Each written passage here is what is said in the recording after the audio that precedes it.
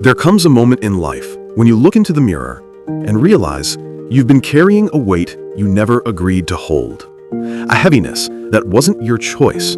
A story that didn't begin with you, yet somehow its ending landed on your shoulders. Maybe you've never said it out loud, but somewhere deep inside, you know the truth.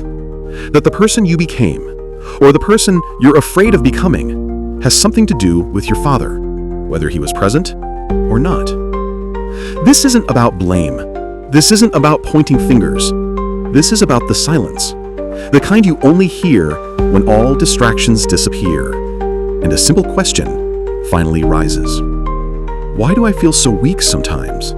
Why do I struggle with things others find so easy? Why does it feel like invisible battles are always happening inside me? And those questions often lead to one direction. Your father. A father doesn't just raise a child. He raises the voice inside that child, the inner narrator. The voice you hear when you doubt yourself, the voice you try to impress, the voice that judges you when you fail, the voice that stops you from taking the next step. For some people, that voice is supportive. For others, harsh. For some, completely absent. And maybe for you, that voice didn't help you grow, it made you shrink. Because you inherited it. Not consciously, but emotionally. You absorbed patterns, beliefs, fears. Not because you chose them, but because you had to survive them. Psychology has a simple truth. A child learns about the world through their parents' reactions. If your father was silent, you learned to silence your voice. If he was angry, you learned to walk on eggshells. If his standards were impossible, you learned you were never enough. If he was absent, you learned to question your worth. If he was unpredictable, overthinking became your safety system. If emotions were called weakness, you mistook numbness for strength.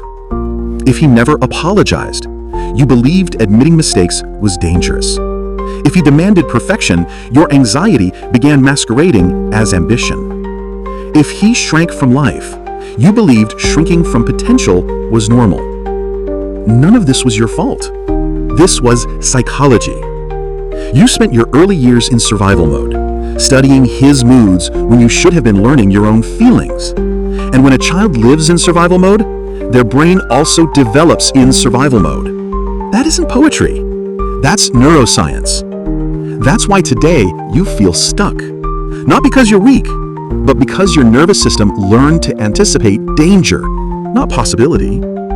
Childhood adaptations become adulthood limitations. The emotional freezing you once learned now looks like indecision.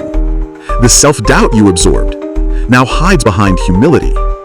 Avoiding conflict once kept you safe, now it looks like peace. Not depending on anyone once protected you, now you call it strength. You were hiding, and you named it my personality. But did you choose all this? Or was it chosen for you? The truth is simple. Your father was your first psychological blueprint. And then, the turning point arrives. The moment you begin noticing these patterns, awareness appears. And awareness is the first step to freedom. You begin to realize this inner critic isn't your real voice. It's an echo of a voice he may never understood himself. And maturity? It's the ability to separate identity from upbringing. To ask, does this rule still serve me? Growing up, you followed rules designed to keep you emotionally safe. Stay quiet. Don't share your feelings. Handle everything. Don't be a burden. Be perfect. Don't speak too much. Don't ask for help. These rules protected you then, but now they stop you from growing. Because you are no longer that child, and those threats no longer exist. But your system still reacts as if they do. That's why emotional conversations scare you. That's why expressing feelings feels impossible. That's why you overthink. That's why you shrink when you should rise. These aren't habits, they're survival strategies. And then one day, a quiet realization appears. This isn't my real life. This is the life I learned to maintain. That moment feels heavy. And then another question rises. If I didn't have to meet his expectations, who would I become? If I wasn't afraid of his disapproval, what would I choose? If I stepped out of his emotional shadow, how would I live? And right there, everything begins to shift. Because finally, you understand. You were never weak. You were waiting for permission. And that permission, you can give it to yourself. The truth is powerful. You can outgrow the environment that shaped you. You can rise above those patterns. You can become the version your father never got to become. That isn't betrayal. It's evolution. It isn't rebellion. It's generational repair. Real change isn't dramatic. Real change is subtle. It happens in small pauses, when you stop shrinking and simply stay present. It happens when you speak a truth you once swallowed, when you ask for help without guilt, when you rest without shame, when you stop judging yourself. These small shifts create a new inner voice, not an echo, a true voice, your voice, the real you, the one you've been hiding.